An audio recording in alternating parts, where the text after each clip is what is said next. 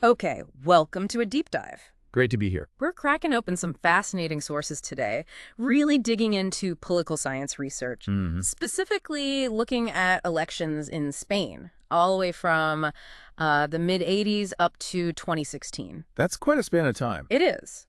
And we've also got some material on, how electoral systems work, different indicators, and how we even model voter behavior. The nuts and bolts. Exactly. Our mission, really, with all this is to tackle a fundamental question. When you actually step into that voting booth, how much does the person leading the party, how much do they actually matter? Yeah, that's the big puzzle, isn't it? Because for a long time, political science was maybe a bit hesitant to put too much stock in how voters feel about the candidates themselves. Right. There was this tendency to see focusing on candidate image as, well, less important. Maybe even a sign that voters weren't being perfectly rational. Instead of looking at, say, the party's track record. Exactly. Performance. Government track record. That was seen as more legitimate. Early studies, particularly from the U.S., different system, obviously, presidential Right. studies really focusing on party loyalty, they often downplayed the leader's personal impact. But these sources we're looking at today, they really push back on that idea. They suggest leader image absolutely does matter. They do. And they specifically highlight Spain as a place where this personalization of politics, focusing on the leader, isn't actually some new thing. Exactly. This research uses decades of survey data from Spain to really dig deep. Okay. They want to see if leader image has been a consistent factor across all these elections. Right. And how it interacts with other things we know influence votes, like, the economy, Yeah. or how strongly someone identifies with a party. Or if it changes depending on who the leader is. Precisely. Or the political moment. So, we're going to unpack how they did this analysis and, honestly, some of the surprising things they found. Okay, so before we jump right into the Spanish data, maybe let's quickly set the stage. What was the traditional thinking? How did political science used to view what drives votes? Well, the classic models, you probably know the Columbia and Michigan schools of thought. Foundational stuff. They really emphasize stable, long-term factors. Yeah. Think about the social groups you belong to, your life experiences. Like class or religion. Yeah, things like that. And crucially, a strong sense of party identification, often formed early in life, passed down or developed young. Okay. These views tended to see a voter's individual take on a candidate or even specific issues as less central, maybe secondary or perhaps less rational than that bedrock party loyalty. So if you were, say, a lifelong labor voter or a committed conservative, the specific leader's personality or how they campaigned wasn't seen as the main driver. Right, that party ID was the anchor. But, as the sources point out, things started to shift. You had rational choice models gaining ground. Where voters weigh costs and benefits more consciously. Exactly. And there was just a growing recognition that the political landscape itself was changing, that really strong, stable party identification. It started weakening for a lot of people. Okay.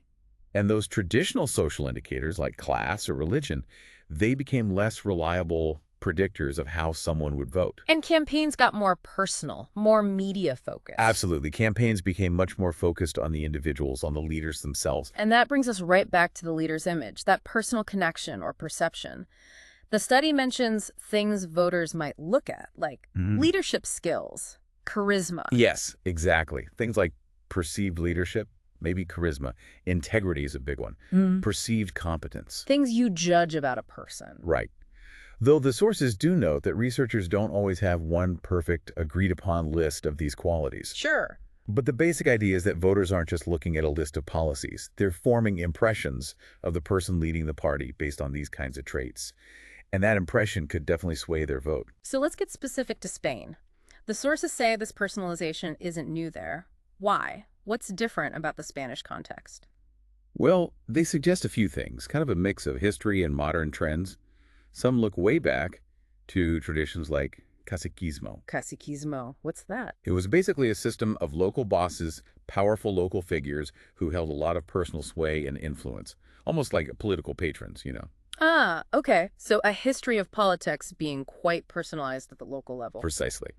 Then, of course, you can't ignore the long shadow of Franco's dictatorship, 40 years of a highly centralized, very personalized regime. Right, where the leader was the state, essentially. And on the more modern side, they point to how politics has become so heavily mediated. TV, radio, now the internet, it naturally puts the leaders right in the spotlight. Makes sense. And like we mentioned, voters becoming less tied to those old, stable party allegiances. That potentially makes them more open to being influenced by who is leading the party at that moment. So it's this kind of potent mix, historical baggage meeting modern media trends, creating fertile ground for leaders to be really prominent figures. That seems to be the argument, yeah. Okay, let's talk about the leaders the study actually looked at. This is covering 1986 to 2016. So the main players from the traditional parties, PSOE and PP. The Socialists and the People's Party, yeah. And then the newer parties that emerged later, like Ciudadanos and Podemos. What did the public actually think of these leaders over this long period? The data here is pretty striking, actually. Yeah. Overall, leader ratings in Spain, well, they haven't been particularly high. Really? Yeah, which is interesting right off the bat. The study notes that, get this, 73% of the time, the average rating for the party leader doesn't even reach 5 out of 10. Wow. Below average most of the time. And for the PP leaders, the People's Party, it was even lower. They failed to reach that 5 out of 10 mark 90% of the time. 90%. Ouch. So even if they might be influential, they weren't necessarily universally popular. And not across the board, no. Were there any exceptions? Any leaders who bucked that trend and got better scores? Yes. One name stands out, particularly in the earlier part of the period. Felipe Gonzalez from the PSOE, the Socialists. Okay, the long-serving prime minister. Exactly. He consistently had the best ratings, he hit the highest scores, and was actually polling positively above 5 in 80% of the cases the study looked at for him. 80%, that's a big difference. Huge difference. On the lower end, you had figures like Pablo Iglesias from Podemos. The leader of the newer left-wing party. Right. And Alfredo Rubalcaba from PSOE later on. And notably, Mariano Rajoy from the PP. He actually had the lowest average scores across the entire period studied. That's fascinating. Rajoy had the absolute lowest average scores, yet he won elections, became prime minister. How does that work? That's a key puzzle, isn't it? And it's something the study's methods help us understand. Okay. The sources also mention ratings for specific qualities, right? Like honesty, capacity, willingness to dialogue. Though that data wasn't available for everyone all the way through. That's right. The data is a bit patchier there. Yeah. But again, Gonzalez tended to score pretty well on those specific traits, too, when they were measured. Although, interestingly, his ratings on those qualities did drop quite a bit when he lost the election in 1996. So perception can change with political fortune? Seems so. Yeah. But yeah, that Rajoy point, low average ratings but electoral success, really highlights why we need to look beyond just the overall score. So how did they do that? You mentioned the statistical model. Yes, that's the core of the research.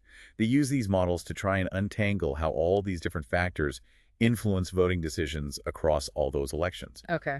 So they included things like how voters evaluated the previous government's performance, both the economy and the general political situation. Right, the retrospective voting idea. Exactly. Plus how voters viewed the opposition's performance, the voters' own ideology, demographics, Yeah. all the usual suspects. Okay, the standard toolkit.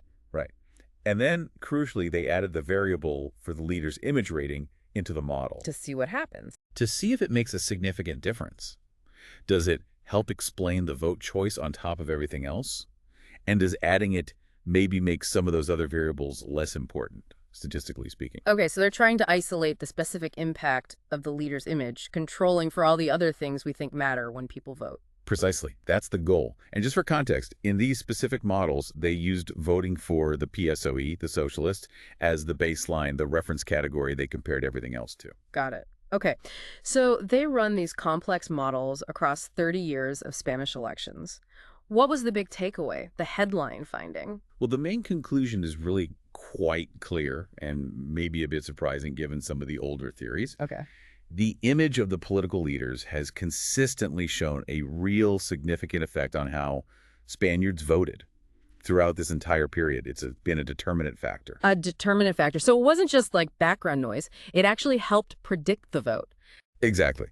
Statistically, it had a significant link to people's voting decisions. Now, the next question is, did it override everything else? Right. Did personality trump policy or performance? And that's where it gets more nuanced, more interesting. It varied early on, particularly in that 1986 election with Felipe Gonzalez at his peak. When his ratings were sky high. Yes. When they included his image rating in the model, it did actually cause other important factors. Things like how close a voter felt ideologically to the PSOE, or even their general left-right position to lose their statistical significance. Wow. So his personal appeal was seemingly so powerful then, it mattered more than even someone's core political leanings. That's what the data suggests for that specific election. His image carried enormous weight, consistent with those really high personal ratings he had. But you said it varied. That wasn't always the case. No, not across the board for all 30 years. In many of the later elections, like 89, 96, 2000, 2004, 2008, 2011, and even into 2015, 2016, while the leader's image still remained statistically significant, it still mattered. Other things also kept their importance. Specifically, voters' evaluation of the government's management. So how well they thought the party in power was actually doing the job? Exactly. And also their evaluation of the opposition's performance. Those factors often retain their statistical significance even after the leader's image rating was added to the model. That seems really crucial. It means the focus on the leader didn't just completely wipe out voters looking back and assessing how the parties had actually governed or acted in opposition. Precisely.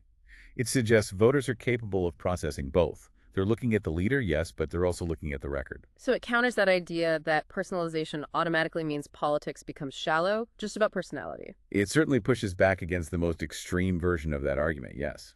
Voters seem to be doing both. What about during really tough times, like major economic crises? There's an intuition, right, that when people are worried about jobs or the economy, they forget about personality and focus purely on who can fix it. Did leader image become less important then? That's another really interesting finding, and it kind of challenges that intuition. Oh. The analysis suggests that leader image remained determinate. It still mattered significantly even during moments of crisis. Even when the economy was tanking? Yes. And what's more, sometimes the evaluation of the economic situation itself actually lost its statistical effect on the vote prediction when the leader's image was included in the model. Wait, so the leader's image was sometimes a stronger predictor than how people felt about the economy itself? In some specific instances, like 1993 and 2000, according to their models, yes. The leader's image still mattered significantly, while the direct economic evaluation variable dropped out. That's counterintuitive. It is. In fact, the study points out something quite specific. The evaluation of the economic situation only consistently had a significant effect on the vote in years that corresponded to periods of economic recovery. Like 1996, In 2015, 2016, though, in those last 2 years, only when comparing PP votes versus PSOE votes specifically. Huh. So maybe when things are recovering, people credit the government, and implicitly its leader, for the economy. But in a crisis, the leader's perceived strength or weakness becomes a more dominant factor than the economic numbers themselves. That's one way to interpret it. It really makes you think about that interplay between perception of the leader and perception of the situation. Definitely. What about the political situation? Later years in Spain were marked by major corruption scandals. Did that play a role? Yes, the evaluation of the political situation separate from the economy was found to be significant from 2000 through 2011, and then again in 2015 and 2016. And that timing makes sense with the rise of new parties? Exactly. It was particularly relevant for voters choosing the newer parties like Ciudadanos and Podemos, who often explicitly campaigned as being cleaner alternatives to the established parties perceived as corrupt. Okay. But even here, interestingly, the political situation rating only maintained its statistically significant effect after including the leader's image variable in the models for 2008 and 2011. In other years, adding the leader image seemed to absorb some of that effect too. So leader image seems consistently powerful, even when accounting for major economic or political turmoil. Now, what happened in 2015 and 2016 when those new parties, Podemos and Ciudadanos, really broke through, that must have changed the dynamic. It did. It changed how they had to run the models. Instead of mostly just comparing the two main traditional parties, PP versus PSOE, Right. they had to switch to what are called multinomial models. Yeah. Basically, models that can handle more than two potential outcomes, because now voting for Podemos or Ciudadanos were significant possibilities too. Okay, so a more complex picture. How did leader image fare in that new landscape? Well, in this more complex setup, it meant that the image of a leader from a party not being directly compared in a specific pair, say, you're comparing the odds of voting Podemos versus PSOE, the Ciudadanos leader's image might not show up as significant in that specific comparison. Right, it's more focused. Exactly. Exactly. However, looking overall, across the various different comparisons they could make, the study still concluded that leader image was generally a determinant factor, even in this new multi-party system. So still important overall, even if its effect gets sliced up a bit depending on which specific contest you're looking at. That's a good way to put it. And it brings up that really interesting point about Pablo Iglesias, the Podemos leader that we touched on. Yeah, the low overall rating, but high rating among his own voters. Exactly. His overall average rating across the whole voting population was relatively low, especially compared to someone like Gonzalez historically. But his rating among Podemos voters was much higher. They found an average of 7.58 out of 10 among his own supporters. Okay, they liked him. They did. And crucially, his image rating still showed a statistically significant effect when comparing the likelihood of voting for Podemos versus voting for PSOE, even with his lower overall public rating. That really complicates the simple idea that only popular leaders matter, doesn't it? It does. It suggests a leader can have a relatively low general appeal, but still be a major factor in mobilizing their own base or winning votes from a specific competitor. Precisely. It means we can't just look at the overall average score. The study concludes it's not this exclusive relationship where only leaders with sky-high ratings are determinant. Right. Leaders with excellent ratings, like Gonzalez, clearly had huge weight, especially early on. But leaders with much poorer average ratings across the whole public, like Rajoy, also demonstrated a significant statistical impact on voting behavior when you looked at the models. Okay, so let's sort of recap and connect back to the initial ideas, the hypotheses the study started with. One was basically that leaders with better personal qualities, ratings, honesty, capacity, etc., would be more determinate, have more impact. Did the findings really bear that out? Not entirely, no. It's more complex. While Gonzalez, who did have high ratings on those qualities when measured, was very determinate, especially early on, remember, sometimes making other factors drop out statistically. Right. The models also showed that leaders with much lower public ratings, like Rajoy or like Iglesias, when considered for his impact specifically on the Podemos versus PSOE choice, also had significant influence. So positive personal ratings are obviously helpful, maybe amplify the effect, but they don't seem to be the only thing that makes a leader's image impactful on the vote. That seems to be the takeaway. High personal ratings aren't a necessary condition for a leader's image to be statistically significant in predicting vote choice. Okay. And what about those hypotheses related to economic crises? They had two, right? First, that leader image would be less important during a crisis compared to good economic times. Yes, that was hypothesis A. And second, hypothesis B, that adding the leader's image variable wouldn't make the evaluation of the economy lose its statistical effect during a crisis. The idea being the economy is just too dominant then. Correct. Those were the two hypotheses about crises. So what did the data say? Well, neither of them was fully confirmed. For hypothesis A, the finding was pretty clear. Leader image remained a determinant factor during crises. So hypothesis A was refuted. Their image still mattered just as much, or significantly anyway. It remains statistically significant, yes. So that hypothesis seems refuted. For hypothesis B, it was more mixed. Okay. While the evaluation of the economic situation itself did sometimes lose its statistical effect when leader image was included, as we discussed. Right, like in 93 and 2000. Exactly. However, the evaluation of the government's management, how people felt they were handling things, often did maintain its statistical significance alongside the leader's image.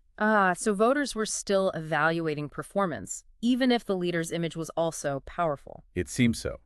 So hypothesis B wasn't fully confirmed either, because sometimes the economic situation variable did drop out, but it wasn't fully refuted because the management evaluation often stayed significant. It's nuanced. So voters weren't necessarily ignoring the economic reality in crises, but perhaps their perception of the leader heavily influenced how they interpreted that reality, or the leader's image just became another really crucial factor alongside performance assessment. That's certainly what the findings point towards. It suggests a multi-layered decision process is happening. Okay, so pulling it all together, what's the big conclusion from these sources after looking at 30 years of data? The sources definitively conclude that leader image has had a decisive and generally persistent weight on Spanish voting behavior across these 3 decades. Decisive and persistent. Yes. While the specific impact might vary a bit between leaders or different election contexts, their image ratings consistently showed up as significant predictors of the vote in the models. And crucially, this significant weight given to the leader's image didn't mean voters just threw out any consideration of how the government or the opposition had actually performed. That's a really key takeaway. The fact that voters' evaluations of the government's management and the opposition's performance often remain statistically significant even when the leader's image was accounted for. Well, it means that this focus on leaders hasn't completely replaced or invalidated that more retrospective, performance-based assessment. So people aren't just voting for a personality blindly. It seems not, based on this evidence. Voters appear to be integrating both, the personal appeal or perception of the leader, and their perceived competence or track record based on past actions. This deep dive into your sources, it really paints a clear picture, doesn't it?